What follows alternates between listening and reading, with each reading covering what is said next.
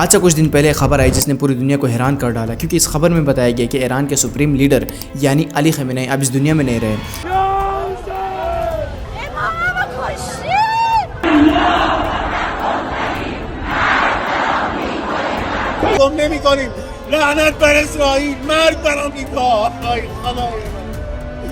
फरवरी 2026 में ईरान और इसराइल के कॉन्फ्लिक्ट के दौरान अली खमेनी शहीद हो गए।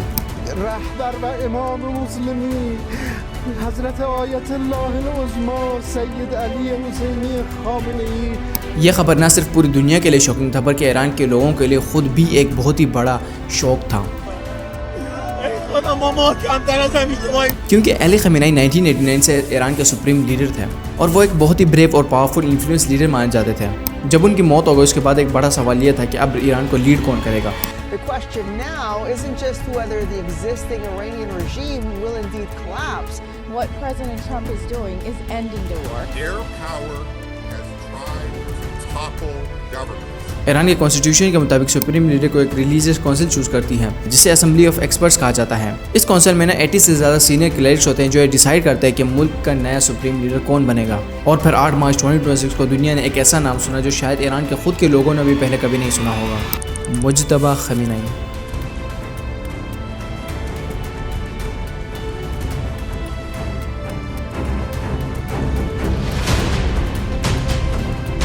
Iran has a new supreme leader. According to reports, after the assassination of Ali Khamenei, his 56-year-old son Mujtaba Hosseini Khamenei has been elected as Iran's new political and spiritual head by Iran's Assembly of Experts. यह नाम ना इसलिए भी सबसे ज़्यादा surprising लगता है क्योंकि मुज्तबा खमेनी ना असल में अली खमेनी के ही बेटे हैं और ईरान की हिस्ट्री में पहली मर्तबा हुआ कि लीडरशिप सीधा बाप से बेटे की तरफ गई हो। मुज्तबा खमेनी तकरीबन 56 ईयर्स ओल्ड है और वो ईरान के ही शहर मशाद में पैदा हुए थे।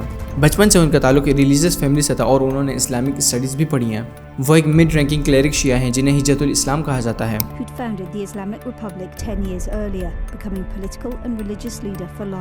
लेकिन सबसे इंटरेस्टिंग बात तो यह है कि मुज्तबा खमेनी कभी ओपनली पॉलिटिक्स में आए ही नहीं। उन्होंने कोई इलेक्शन नहीं जीता, कोई गवर्नमेंट ऑफिशियली पोस्ट नहीं की। इसके बावजूद ईरान के पॉलिटिक्स में उनका इन्फ्लुएंस बहुत ज़्यादा माना जाता है। बहुत से एनालिस्ट्स का कहना है कि वो अपने वालिद के पीछे डिसीजन लेने में मदद करते थे और इसके अलावा मिलिट्री ग्रुप्स IRGC के भी करीब थे। ईरान के अंदर ना बहुत से लोग मुज्तबा को एक मिस्टीरियस पर्सनैलिटी समझते हैं। वो ज़्यादा पब्लिक स्पीचेस नहीं देते, मीडिया में कम ही नजर आते हैं और अक्सर बैकग्राउंड में ही रहते हैं। इसी वजह से उसको शैडो लीडर भी कहा जाता है। His 56-year-old son Mujtaba Hosseini Khamenei has been elected as Iran's new political and spiritual head by Iran's Assembly of Experts.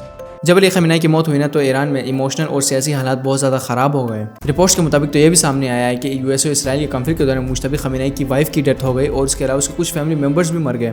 यह वाक़या उनकी ज़िंदगी का सबसे बड़ा पर्सनल ट्रेजेडी बन गया। इस मुश्किल वक्त में ईरान के पावरफुल लीडर्स ने मुज्तबा खमेनी को सपोर्ट किया। कहा जाता है कि IRGC ने भी उनको सपोर्ट किया और मुल्क में एक नए लीडर के तौर पर उन्हें चुना गया ताकि मुल्क में वैक्यूम कम ना हो। खैर, इस बात को छोड़ जब डोनाल्ड ट्रंप ने इसके बारे में सुना तो उन्होंने साफ साफ मुज्तबा खमेनी को एज ए न्यू लीडर मानने से इनकार कर दिया।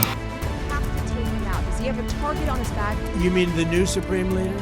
You mean the son? How can there be in Iran? Well, I don't want to say that, but you know, I was disappointed because we think it's going to lead to just more of the same problem for the country. So I was disappointed to see their choice. Trump ने Mujtaba Khamenei को light weight और unacceptable कहा और कहा कि ये ज़्यादा देर तक टिक नहीं सकता। ट्रम्प ने तो यह भी कहा कि ईरान के लीडरशिप में अमेरिका का भी रोल होना चाहिए, जो कि ऑब्वियसली ईरान के लिए अनएक्सेप्टेबल बात है और इसी वजह से दोनों मुल्कों के दरमियान टेंस और भी बढ़ गई है। और दूसरी तरफ रशिया के लीडर ने भी मुज्तबा खमेनी को मैसेज भेजा कि वो ईरान के साथ रहेगा हर मुश्किल वक्त में। अब सवाल ये है कि क्या मुज्तबा खमेनी एक असली लीडर बन पाएंगे अपने वालिद की तरह? क्या वो अपने वालिद के हेडलाइंस के तौर तरीक़ों पर चलेंगे या फिर वो अपनी ही कोई कानून बनाएंगे? लोगों का मानना है कि उनको इतनी एक्सपीरियंस नहीं है और इसी वजह से उसको कई प्रॉब्लम्स का फेस करना पड़ सकता है। देखो, मुज्तबा खमेनी एक ऐसे वक्त में लीडर बने जहाँ पर ना इंटरनेशनल प्रेशर उन पर बहुत ज़्यादा है। अब उनकी एक एक डिसीजन, ऑयल, पेट्रोल, कन्फ्लिक्ट, हर एक चीज़ उनकी एक एक डिसीजन पर डिपेंड करती है। खैर, एक सवाल तो बाकी रहता है कि क्या मुज्तबा खमेनी अपने वालिद के एक पावरफुल लीडर बन पाएंगे या फिर अब ये हिस्ट्री का सबसे बड़ा और मुश्किल चैप्टर शुरू होने वाला है। لعنت بر اسرائیل، مرگ بر آمریکا. ای خدا، ما محکم‌تر از همیشه وای میسیم، دهن اینا رو سرویس میکنیم، مرگ در مذاکره کنن.